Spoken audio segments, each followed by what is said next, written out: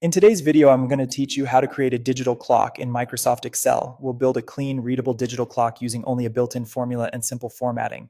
No add-ins or code, just Excel doing what it does best. Start by opening Microsoft Excel and heading to any worksheet where you want the clock to appear. It can be a new blank workbook or an existing file. The process is the same. Pick a clear spot on your sheet, ideally a cell that has room to display the time comfortably. Click into that cell and type X now, then press Enter. The now function returns your computer's current date and time as a single value, so you'll likely see both the date and the time appear. Behind the scenes, Excel stores this as a date-time serial number, which makes it easy to format and use in calculations. For our purposes, we only want the time portion to show. With the cell still selected, open the Format Cells dialog. On Windows, press Ctrl+1. On a Mac, press Command+1. This dialog gives you full control over how Excel displays that underlying value.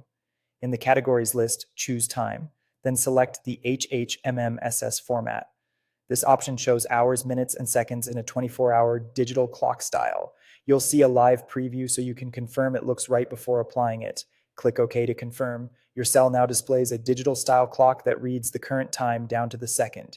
The key thing to understand is that now updates when Excel recalculates. By default, Excel recalculates automatically when you change something in the workbook, open the file, or trigger a refresh. If you want to see the seconds advance on demand, you can press F9 to recalculate. Depending on your version of Excel and your calculation settings, the display won't tick every second by itself without additional automation, but for dashboards, logs, and timestamp needs, this setup is perfect and lightweight. Because we used formatting, the underlying value still includes today's date plus the time, even though you're only seeing HHMMSS. That's useful if you ever need to capture a timestamp. For instance, copying and pasting the value will preserve the exact moment you took the snapshot. The time shown is based on your system clock and time zone, so it will match the device you're using.